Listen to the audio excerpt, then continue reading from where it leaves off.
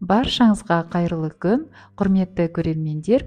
Адан яға дейін ерекше рецепттер каналына қош келдіңіздер. Бүгін мен сіздерге бургерге арналған үй жағдайында пісіруге болатын булочканың рецептісімен бөлісетін боламын. Қазір жаздың уақыты, тауға серуендеуге, пикникке шығуға, дачаның сезоны басталды. Сондықтан үй жағдайында оп-оңай рецептті пайдаланып, жұмсақ болып шығатын дәмі керемет булочканы міндетті түрде пісіріп көруге кеңес беремін. Достар, менің арнама тіркеліп, лайк басып, қоңырауша батырмасын басып, қазақ тіліндегі арналардың дамуына өз үлесіңізді қосып, қолдап жіберулеріңізді сұраймын. Бургерге арналған булочканың дәл осы рецептімен хот-дог, сэндвичтің булочкаларында пісіріп алсаңыздар болады. Сонымен қатар сатылымға шығарсаңыздар да болады. Начинкасына өздеріңіздің қалауларыңызға қарай, сатылымға болса классический бургер жасап, чизбургер, сэндвич жасап, сатылымға шығарсаңыздар болады. Ал енді жасалу барысына көшейік. Қамырды илеу үшін сұйық қоспа дайындап алуымыз қажет. Енді бізге жылы сүт қажет. Барлық рецепттің нақты мөлшерін төменге описанияға жазып кетемін. Қарап оқып алсаңыздар болады. Енді жылы су құямыз үстіне. Үстіне 3 ас қасық қант қосамыз. 2 шай қасық тұз қосамыз.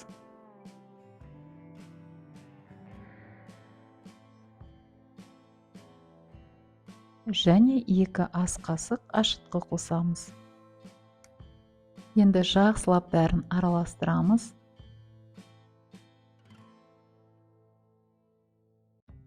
Сосын үстіне 1 жұмыртқа қосамыз. Алдын ала өлшенген 60-70 граммдай сұйық майды қосамыз. Енді қоспамызды жақсылап араластырамыз. Бір келкі болғанша әбден жақсылап араластырамыз. Қоспамыздың түсі әп-әдемі болып сарғаю себебі үйдің жұмыртқасын алған болатын. Осы үй жұмыртқасын қосқандықтан осындай қанықсап сары түске ие болды. Ал енді үстіне алдын ала өлшенген, иленген ұнымызды қосатын боламыз. Бірден күмп еткізіп салып жібермей, біртіндеп саламыз. Қасықтың көмегімен немесе 2-3 бөлікке былай бөліп салсаңыздар да болады, жаймендеп.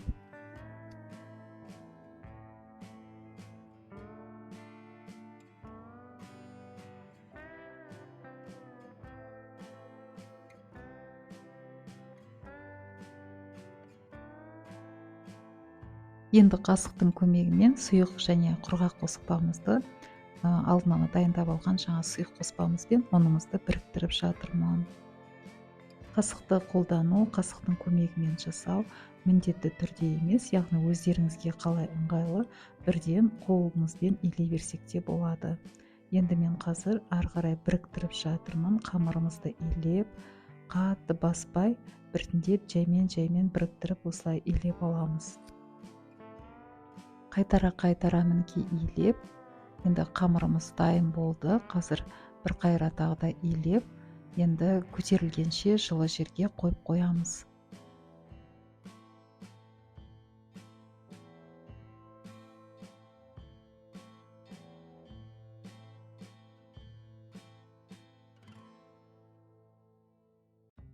Қамырымыз жақсы көтерілу үшін енді пищевая пленканы алып, бетін жауып, жылы жерге қойып қоямыз. Көтерілуіне жарты сағаттай уақыт кетеді, кейде 40 минут, 1 сағатта кетіп жатады. Мінекей қамырымыз да көтеріліп дайын болды. Қамыр қатты көтеріліп кеткен екен, пленкаға әбден жабысып қалған. Жаймендеп қазір ағытып аламыз.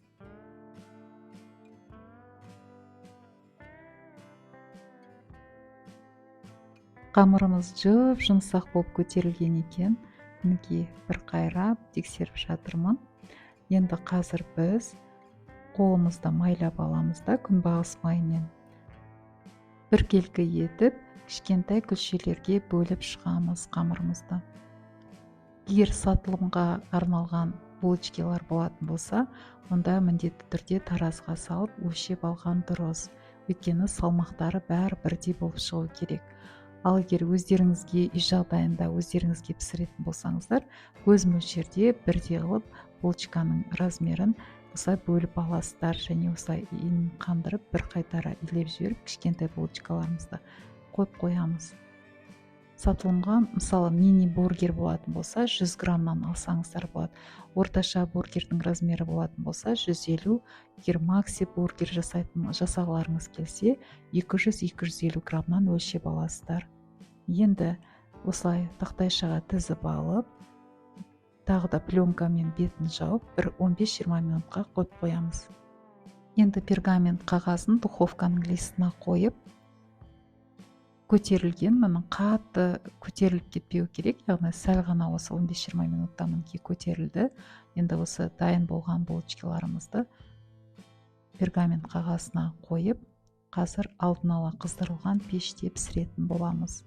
Мен осы бургерлерге 150 граммнан қамырдан өлшеп алдым.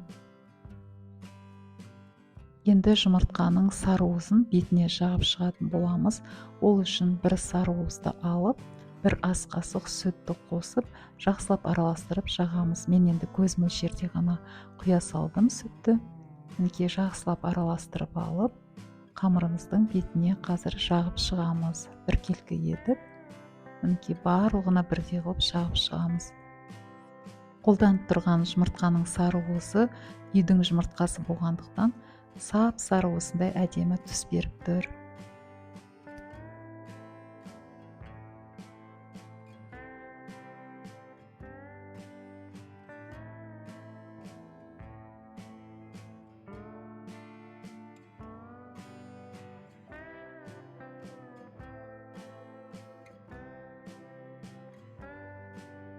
Енді бетіне кунжут сеуіп шығамыз. Біркелкі етіп, осылай барлығына кунжутты сеуіп шығамыз.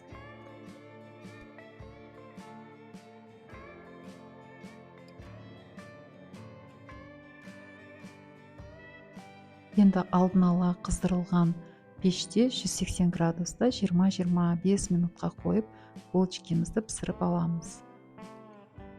Әр пеш әрқайлы пісіреді, сондықтан сіздер өздеріңіздің пештеріңізге қарай ыңғайлап, уақытында көз мөлшермен қарап тұрсаңыздар болады.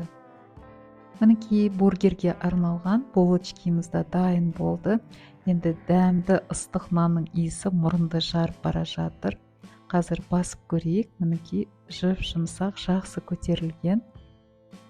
Тағы да қайталай кетейін, егер де сатылымға шығарғыларыңыз келетін болса, онда 90-100 граммнан, 150 граммнан алсаңыздар болады.